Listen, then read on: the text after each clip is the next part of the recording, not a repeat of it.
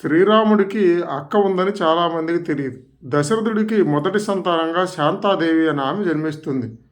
దశరథుడు తన స్నేహితుడైనటువంటి రామపాదుడికి తనకు పుట్టిన మొదటి సంతానాన్ని జతగా ఇస్తానని మాటిస్తాడు. అతను అంగదేశానికి చెందినటువంటి రాజు. శాంతాదేవి పుట్టినప్పుడే అంగరాజుకి దత్తతగా శాంతాదేవిని ఇచ్చేస్తాడు. ఆ తర్వాత దశరథుడికి సంతానం అనేది కలగదు. ఆయన ఎంతో చింతాక్రాంతుడై ఉంటాడు. అతనికి పుత్ర సంతానం అంటే చాలా పిచ్చి. కాకపోతే పుత్ర కామిష్టి యాగం చేస్తే కానీ తనకు పుత్రులు పుడతారని జ్యోతిష్కులు చెప్తారు. కానీ ఆ యాగం ఎవరు చేయాలంటే ఋష్యశృంగుడు అనేటువంటి ఆజన్మ బ్రహ్మచారి పెళ్లి చేసుకొని వచ్చి ఈ యాగం చేపిస్తే కానీ నీకు పుత్ర సంతానం కలగదని చెప్తారు. ఆయనేమో పెళ్లి చేసుకోడు.